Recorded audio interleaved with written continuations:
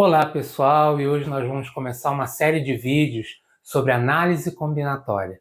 É um assunto que costuma cair sempre em provas, não é um assunto tão trivial, embora a análise em si não seja tão complicada, mas os casos que vão aparecer, os problemas às vezes complicam um pouco. Então eu pretendo dar um pouco de teoria, explicar a teoria e depois fazer alguns exercícios, algumas questões de prova, ok? Este é o canal Matemática com Anjo Barro, aqui professor Antônio José. Bom, do que trata a análise combinatória? Ela trata de quando você precisa contar casos, a quantidade de casos que podem acontecer da combinação de determinadas decisões que são tomadas, tá? E em que se baseia essa análise combinatória? Bom, em primeiro lugar, esse contar na realidade, a gente tenta chegar a métodos matemáticos que possam fazer a mesma coisa do que contar um por um. Então, em vez de eu ter que contar todos os casos possíveis que podem acontecer em determinada situação, ou quantas combinações podem ser, eu vou estabelecer alguns cálculos, a gente vai ver quais são, para que a gente possa chegar nessa quantidade sem precisar contar de um em um. Tá legal? Isso é baseado justamente no que a gente vai ver aqui de princípio fundamental da contagem. E o nome não está errado, não. É fundamental. Você aprendendo esse princípio fundamental da contagem, você aprende todo o resto de combinação, de análise combinatória, que a gente vai ver depois, combinação, permutação, etc, etc, etc. Mas tudo se resume a isso aqui. Eu digo que todo e qualquer problema de análise combinatória pode ser resolvido sem fórmulas, justamente porque aquelas fórmulas saem a partir daqui. Tá legal? Então, qual é o princípio fundamental da contagem? Na verdade, tem dois princípios dentro dele. O primeiro, que é o mais usado e que a gente conhece mais, que é o princípio multiplicativo. O que é o princípio multiplicativo? É quando você tem que tomar ou são tomadas decisões sucessivas, uma decisão após a outra. Quantas? N decisões, tá? Às vezes duas, às vezes três, N decisões. Aqui a gente tem um exemplo, vamos lá. Eu tenho a cidade 1, eu tenho que ir até a cidade 2 para depois ir até a cidade 3.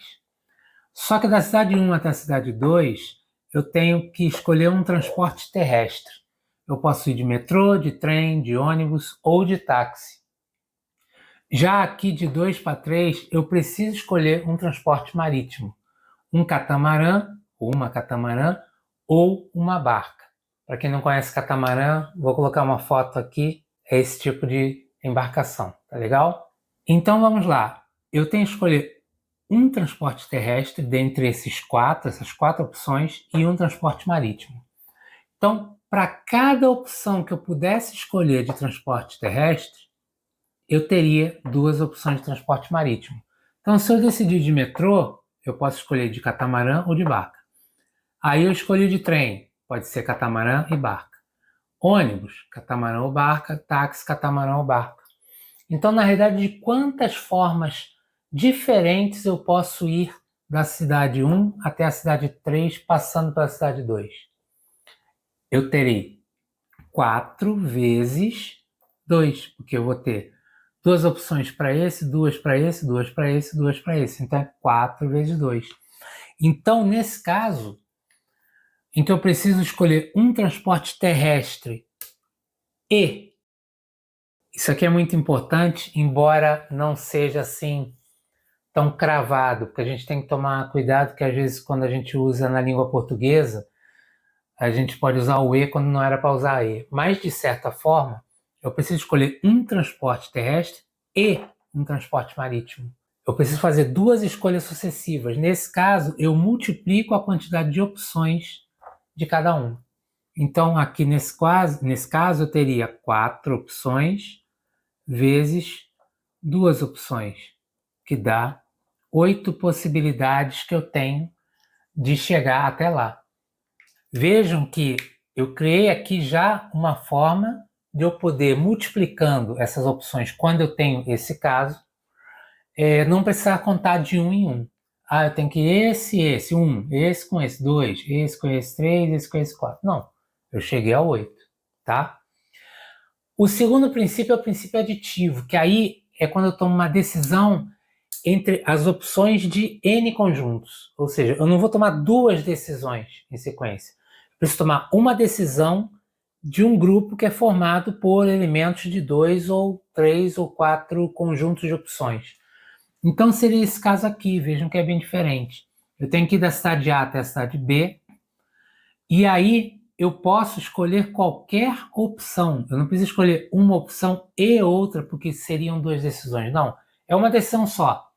Tenho que escolher metrô, ou trem, ou ônibus, ou táxi, ou catamarã, ou barca. Então veja que eu vou escolher um desses transportes terrestres ou esse transporte marítimo. Então aqui é o conectivo ou. De novo, sempre não é cravar que usou ou, tem que usar o princípio aditivo. Mas se você usar certinho essa conjunção, você vai ver que funciona. Nesse caso, eu não multiplico, porque eu não tenho que, se eu vou de metrô, eu vou também de catamarã e de barco. Não, fui de metrô, contei. Então, nesse caso, a gente acaba somando. Então, aqui a quantidade de possibilidades que eu tenho para ir de A até B seria simplesmente a soma. Isso aqui é até meio óbvio. Pouco se fala sobre esse método, mas às vezes a gente utiliza ele. Sobre esse princípio, digo. 4 mais 2, 6. Bom, e agora vamos ver aqui dois exemplos.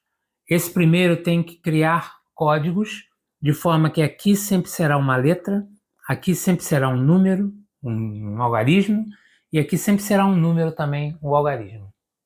Bom, eu tenho que tomar uma decisão para cá, e uma decisão na sequência para cá, e uma decisão na sequência para cá. Então, eu vou tomar 3 decisões, sendo que aqui eu tenho, por exemplo, 26 letras, ou seja, 26 possibilidades.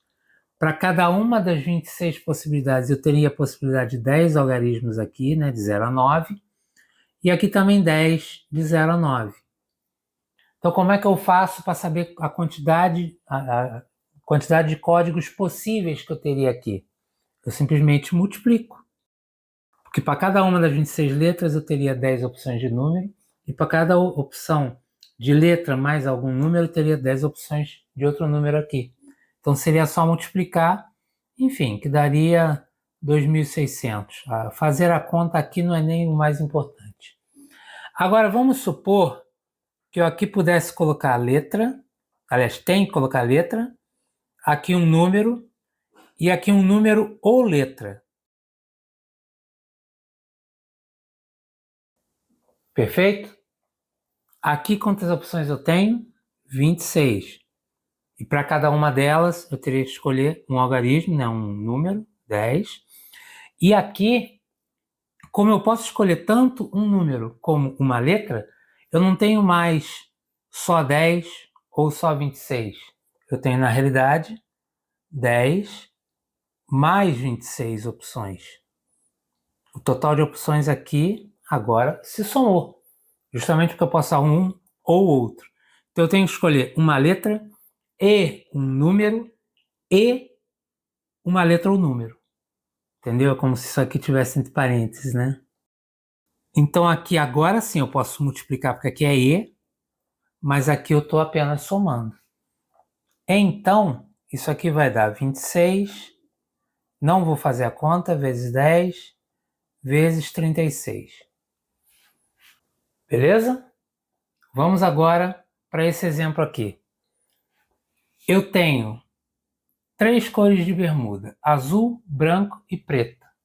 E tenho 4 cores de camisa, vermelha, verde, amarela ou preta. Qual é a condição? A condição é que a cor seja diferente entre a bermuda e a camisa.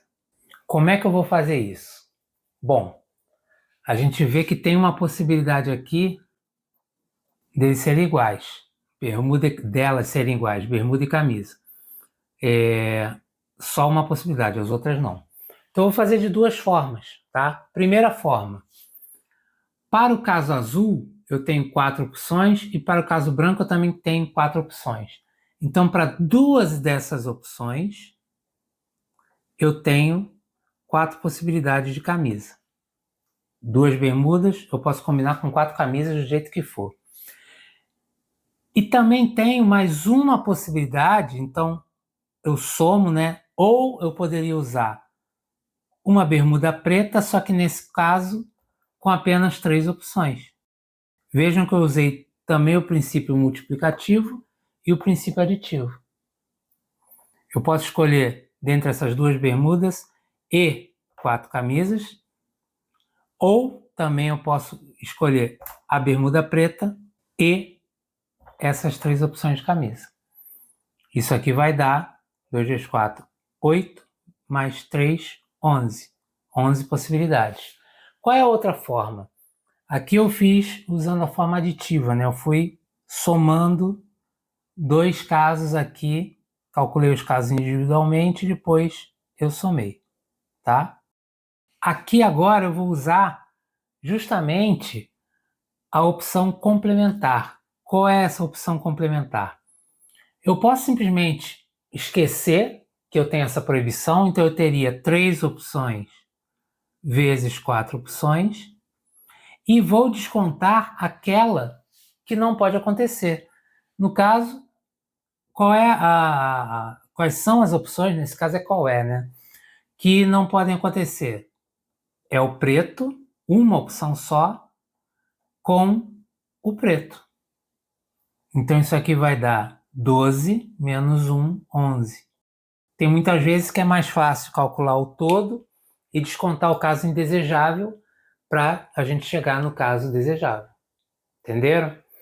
Bom, o princípio multiplicativo e o princípio aditivo são que regem toda essa parte de análise combinatória, tá?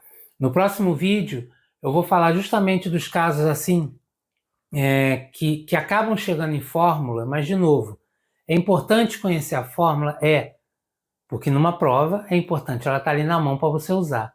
Mas o principal é você saber esse princípio multiplicativo e o princípio aditivo, porque tem questões que você nem vai conseguir usar fórmula de combinação, de permutação, de arranjo, não vai conseguir usar. Você vai ter que fazer usando o princípio multiplicativo ou o princípio aditivo, um e outro também, muitas vezes. Tá legal? Se você gostou desse vídeo, curta, comente, compartilhe, e se inscreva no canal, ative as notificações para você ser avisado dos próximos vídeos, porque isso aqui é só o primeiro da sequência, tá ok? Um grande abraço!